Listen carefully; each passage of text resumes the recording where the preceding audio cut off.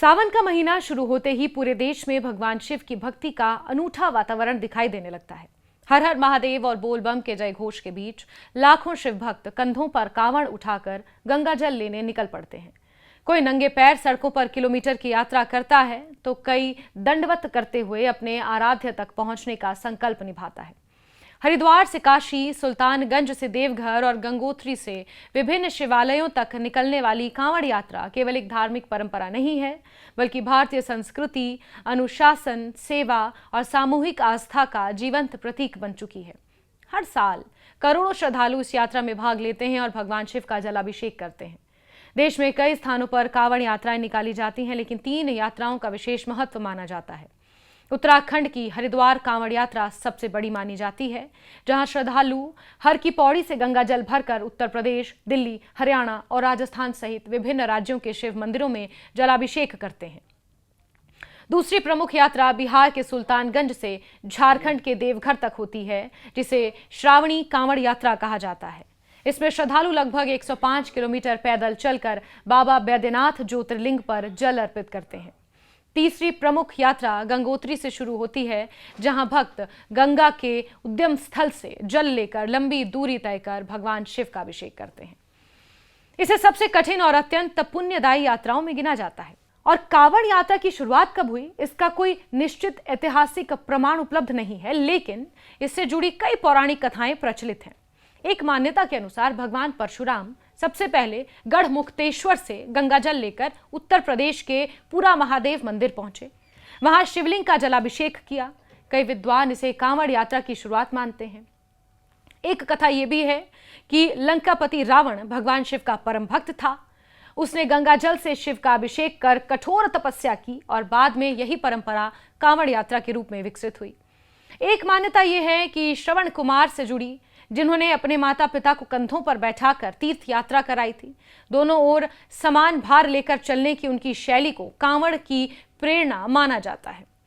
सावन के महीने में ही कांवड़ यात्रा निकलने के पीछे भी गहरी धार्मिक मान्यता जुड़ी है। हिंदू पंचांग के अनुसार श्रावण मास भगवान शिव को समर्पित माना जाता है, उनका फेवरेट महीना है। पौराणिक कथा के अनुसार समुद्र मंथन के दौरान जब हलाहल विष निकला तो उसकी ज्वाला से पूरी सृष्टि संकट में पड़ गई। तब भगवान शिव ने संसार की रक्षा के लिए उस विष को अपने कंठ में धारण कर लिया। नीलकंठ भगवान शिव को इसलिए भी कहा जाता है, जिसके कारण उनका गला नीला पड़ गया। कहा जाता है कि विष की तीव्र गर्मी को शांत करने के लिए देवताओं ने भगवान शिव पर गंगा जल अर्पित किया। तभी से सावन में जलाभिषेक की परंपरा शुरू हुई और आज भी करोड़ों श्रद्धालु गंगा जल लाकर शिवलिंग पर चढ़ाते हैं। भगवान शिव को गंगा जल चढ़ाने के पीछे भी धार्मिक और सांस्कृतिक महत्व है। पौराणिक कथा के अनुसार राजा भगीरथ की तपस्या से गंगा पृथ्वी पर अवतरित हुई थी। भगवान शिव ने उनके प्रचंड वेग को अपनी जटाओं में धारण कर लिया और इसी कारण शिव और गंगा का संबंध अटूट माना जाता है। भगवान शिव की जटाओं से जो आप एक धारा निकलती हुई देखते हैं, वो मां गंगा है। धार्मिक मान्यताओं के अलावा कुछ वैज्ञानिक अध्ययनों में भी गंगा जल के लंबे समय तक सुरक्षित रहने और उसमें प्राकृतिक जीवाणुरोधी गुण पाए जाने का उल्लेख मिलता है। आप अपने घर के ही गंगा जल को देख लीजिए, खराब नहीं होता। अमूमन अगर आप कोई दूसरा पानी इस तरह रख देंगे तो उसमें काई जम जाएगी या कालापन आ जाएगा, लेकिन गंगा जल ऐसा नहीं होता। ये कांवड़ यात्रा का प्रमुख आधार नहीं है, लेकिन इससे गंगा जल की विशेष महत्ता अवश्य जुड़ी है। कांवड़ यात्रा केवल जल लाने की यात्रा नहीं है, बल्कि ये आत्म संयम और अनुशासन का भी पर्व है। भगवान शिव बहुत अनुशासित थे। यात्रा के दौरान श्रद्धालु सात्विक भोजन करते हैं, मांस और मदिरा से दूर रहते हैं, ब्रह्मचर्य का पालन करते हैं और कांवड़ को जमीन पर नहीं रखते। गंगा जल की शुद्धता बनाए रखना, भगवान शिव का निरंतर स्मरण करना और पूरी यात्रा में संयम बनाए रखना इस परंपरा का महत्वपूर्ण हिस्सा है। इन नियमों का उद्देश्य केवल धार्मिक अनुष्ठान पूरा करना नहीं है, बल्कि व्यक्ति के भीतर आत्मनियंत्रण, धैर्य और आध्यात्मिक अनुशासन विकसित करना भी माना जाता है। कांवड़ यात्रा का सामाजिक और आर्थिक प्रभाव भी काफी व्यापक है। सावन के दौरान लाखों श्रद्धालुओं के आने से स्थानीय व्यापार, होटल, ढाबे, परिवहन, फल विक्रेता, टेंट व्यवसाय, छोटे कारोबारियों की आय में उल्लेखनीय वृद्धि होती है।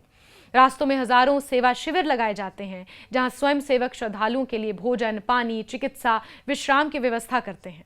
इस दौरान समाज में सेवा, सहयोग और सामूहिक भागीदारी की भावना भी मजबूत होती है। हालांकि इतनी बड़ी संख्या में श्रद्धालुओं के एक साथ यात्रा करने से प्रशासन के सामने ट्रैफिक सुरक्षा, स्वच्छता और स्वास्थ्य सेवाओं जैसी चुनौतियां भी आती हैं, जिससे निपटने के लिए व्यापक तैयारियां करनी पड़ती हैं। कुल मिलाकर कांवड़ यात्रा केवल धार्मिक आस्था तक सीमित नहीं है। ये भारतीय संस्कृति, परंपरा, अनुशासन, सामाजिक सहयोग और सामूहिक विश्वास का अद्भुत संगम है। सावन में भगवान शिव को गंगाजल अर्पित करने की ये परंपरा सदियों से चली आ रही है और आज भी करोड़ों लोगों को आध्यात्मिक रूप से जोड़ती है। आस्था के साथ साथ ये यात्रा सेवा, समर्पण, आत्मसंयम, सामाजिक एकता का भी संदेश देती है। इसीलिए कांवड़ यात्रा भारतीय सांस्कृतिक विरासत का एक महत्वपूर्ण और जीवंत प्रतीक मानी जाती है।